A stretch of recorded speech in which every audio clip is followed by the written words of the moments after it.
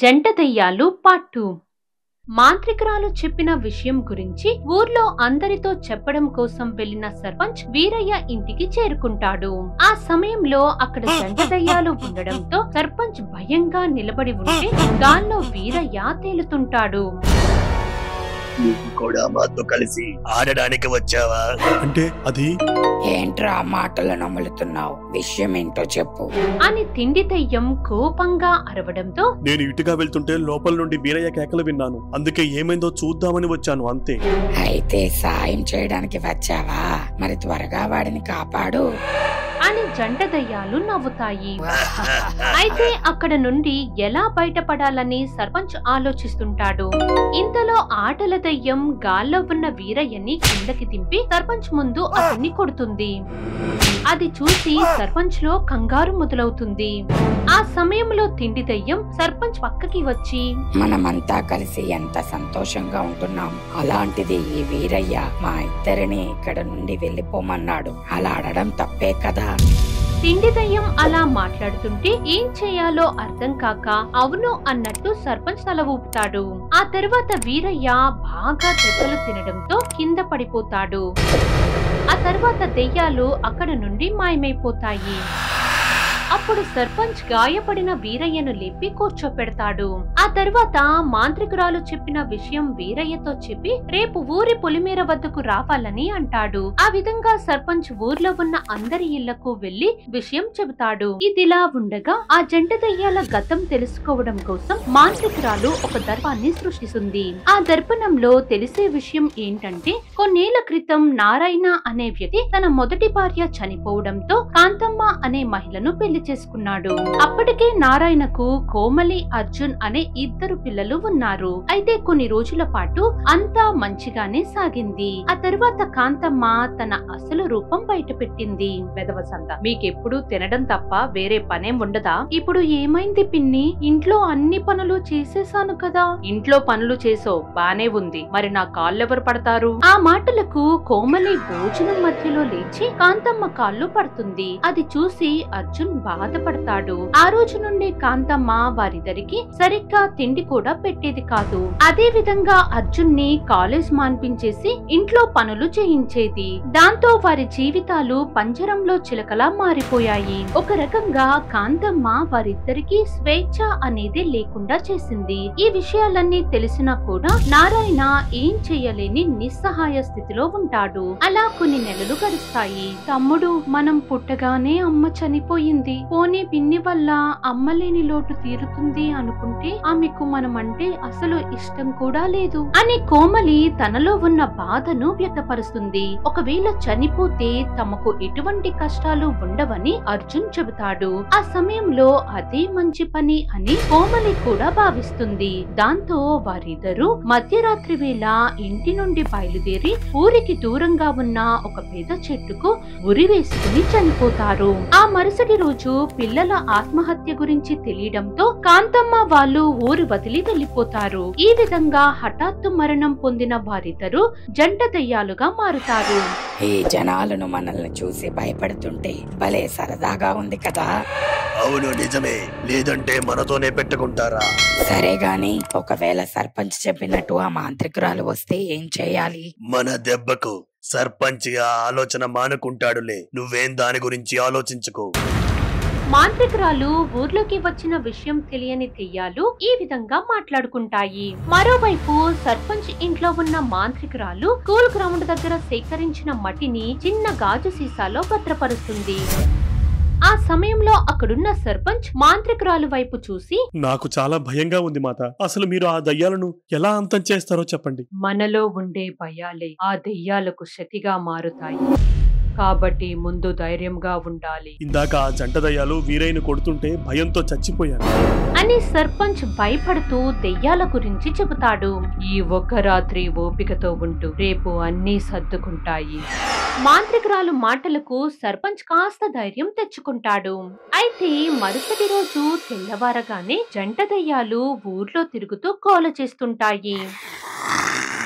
అలానే పూల కుండీలను పగలగొట్టేస్తాయి. ఆ సమయంలో ఒక వ్యక్తి ఇంట్లో నుండి కోపంగా బయటకు వస్తాడు. అప్పుడు దెయ్యాలు అతని వైపు చూసి నవ్వుతాయి. అయ్యో, నీ నిద్రకి భంగం కలిగించానా? మరేం పర్లేదు, మన వల్ల వాడికి ఇబ్బందిగా ఉంటే శాశ్వత నిద్రలోకి పంపుదాం. నీ ఆలోచన బాగుంది అని ఆటల దయ్యం ఒక్కసారిగా ఆ వ్యక్తి వద్దకు వెళ్లి మెడను పట్టుకుంటుంది. దాంతో ఆ వ్యక్తి భయపడుతూ, వద్దు, నన్ను చంపకు, వద్దు, నన్ను చంపకు. ఆ వ్యక్తి అలా భయపడుతుంటే రెండు దెయ్యాలు నవ్వుకుంటాయి.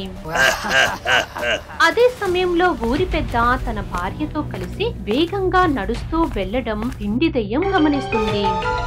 అప్పుడు తిండి దెయ్యం గాల్లో ఎగురుతూ వాళ్ళ ముందు ఆగుతుంది. అయితే దెయ్యాన్ని చూడగానే ఇద్దరు కంగారు పడతారు.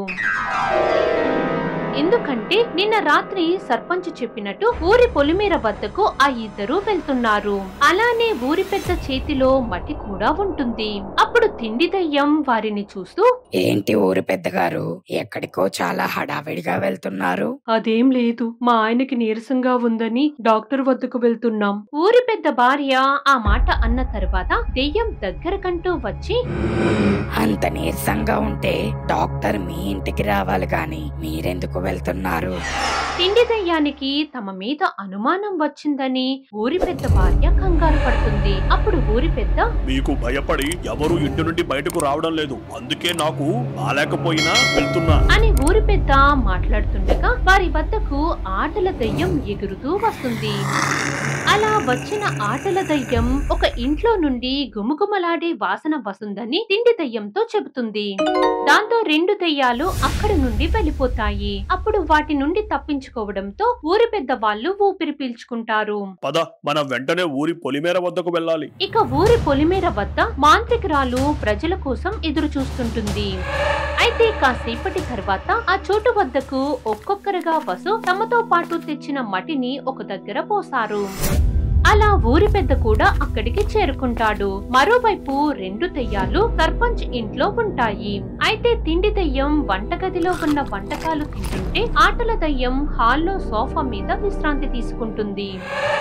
ఊరిలో ఉన్న అందరూ వచ్చినట్టే మాత, అదిగోండి మీరు అడిగినట్టు మట్టిని తెచ్చాం. అప్పుడు మాంత్రికురాలు తన దగ్గరున్న గాజు సీసా సర్పంచ్ చేతికి ఇచ్చి ఆ సీసాని ఎదురుగా ఉన్న మట్టిలో పెట్టమంటుంది. అప్పుడు సర్పంచ్ ఆ మాంత్రికురాలు చెప్పిన విధంగా చేశాడు. ఆ తర్వాత మాంత్రికురాలు అక్కడున్న ప్రజల వైపు చూస్తూ, ఈ రోజుతో ఆ రెండు దెయ్యాల బెడద పోతుంది, దానికోసమే ఈ ఏర్పాటు. అయితే మీరు ఒక విషయం బాగా గుర్తు పెట్టుకోండి, నా పూజ పూర్తి అయ్యే వరకు ఎవరూ కూడా ఇక్కడ నుండి కదలడానికి వీల్లేదు. మీరు చెప్పినట్టే వింటాం మాత, వీలైనంత త్వరగా ఆ దయ్యాలను అంతం చెయ్యండి. ఆ తరువాత మాంత్రికురాలు కళ్ళు మూసుకుని మంత్రాలు చదవడం మొదలు పెడుతుంది. ఆమె మంత్రాలు చదివే సమయంలో అక్కడున్న గాజు సీసా కొంచెం కొంచెంగా మట్టిలోకి వెళ్తుంటుంది.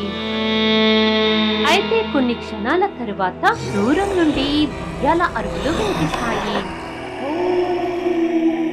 ఆ కేకలు విని అక్కడున్న ప్రజలు భయపడతారు. అదే విధంగా వాతావరణంలో మార్పు మొదలవుతుంది.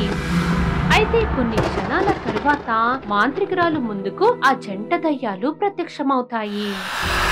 ఆ సమయంలో దెయ్యాలు ఎటూ తప్పించుకోకుండా మాంత్రికురాలు తన శక్తితో ఒక వలయాన్ని సృష్టించి బంధిస్తుంది. ఇక ఈ లోకంలో మీ ఆగడాలు సాగవు, మీకు ముగింపు పలికే సమయం వచ్చింది. వద్దు, మమ్మల్ని విడిచిపెట్టు. కావాలంటే ఈ ఊరి వదిలి వెళ్ళిపోతాం.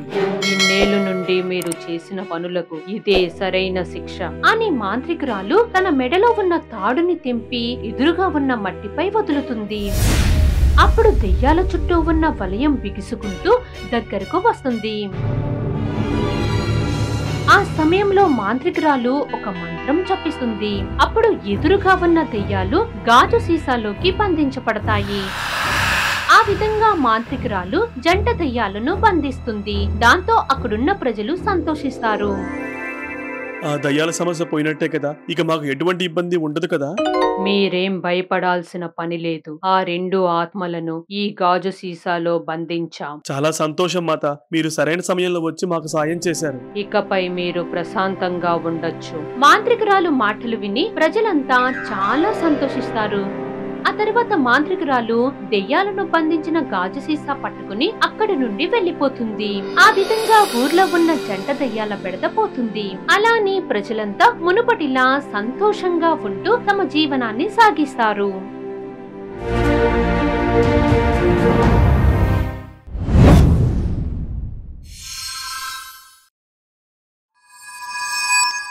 For more horror stories, please subscribe our channel.